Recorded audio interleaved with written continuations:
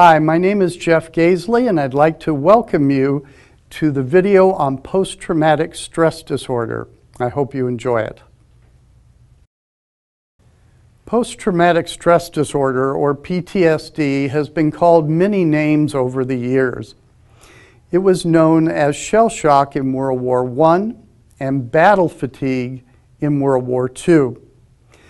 The term post-traumatic stress disorder became well known during the war in Vietnam. It simply means a person has experienced an overwhelming trauma, and there is a delayed reaction that occurs days, months, or years after the original stress has occurred. However, the dynamics of post-traumatic stress disorder are very complex. I believe there are two ways that post-traumatic stress disorder develops. One is an overpowering, unusual event that is shocking to the human emotional system and blows that system out, such as the Oklahoma bombing or the Twin Towers in New York City.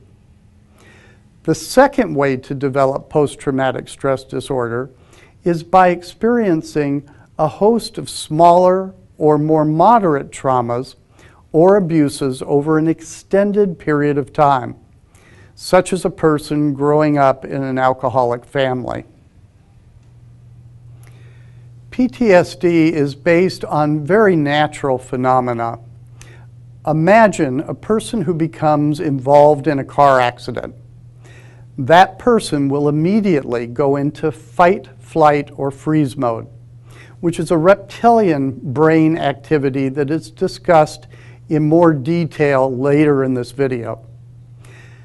The heartbeat begins to race, the pupils dilate so the person can see any other threat coming from the periphery.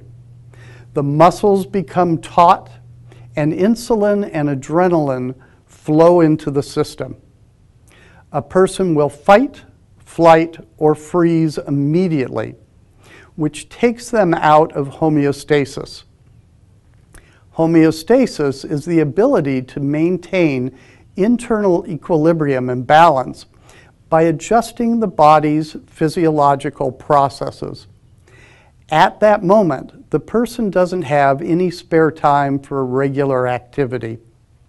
If the person is digesting their food, they will stop digesting, or they will lose their sense of hunger, even if they were hungry just a moment before.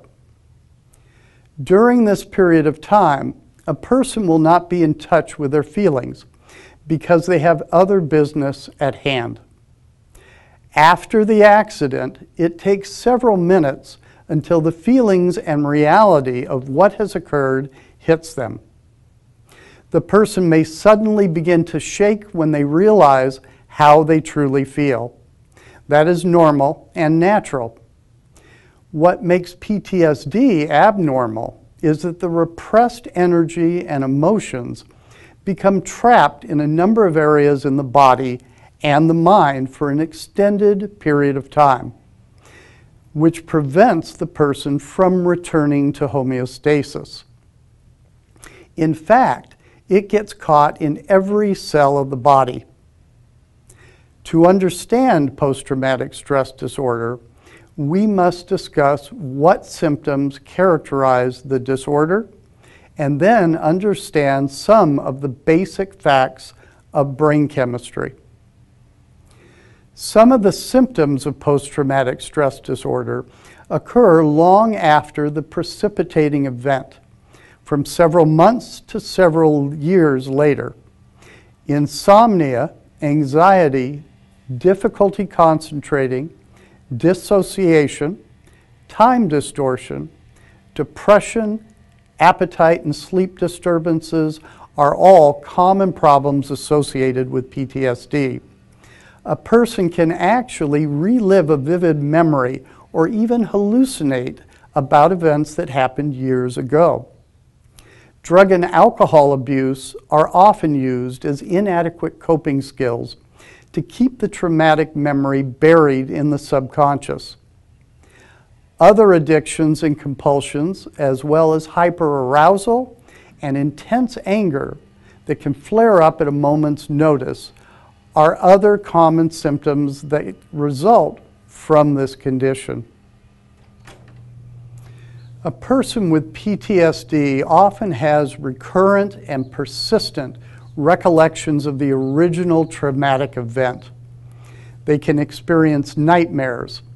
They often act or feel as if the traumatic event is happening all over again spontaneously in the present. They often feel intense distress related to internal or external events that remind the person of the original traumatic experience. The person attempts to avoid the thoughts, feelings, or conversations associated with the trauma. Efforts are also taken to avoid any activities, places, or people that might be associated with the trauma. The sufferer often displays memory deficits concerning important aspects of the traumatic event or even the event itself. Many times the person shows a decreased interest or participation in certain activities. They feel a sense of detachment or estrangement from others. There is also a sense that time is short and that there really is no future.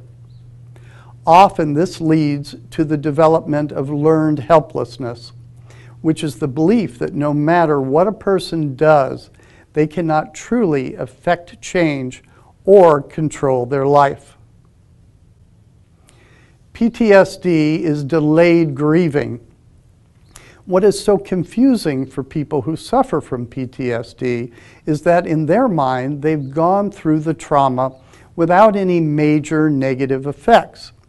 But later they start to have odd and disturbing symptoms. They are confused by this and believe they're getting worse. In reality, these very symptoms indicate that they're actually getting better. If the trauma had been less severe or environmental support greater, the symptoms would have occurred faster and in a milder form. The person would have talked out the stress and returned to homeostasis quickly. With PTSD, this normal process of dealing with stress and grieving has broken down. Oftentimes, it's not the original abuse that causes the most trouble, but the secondary abuse.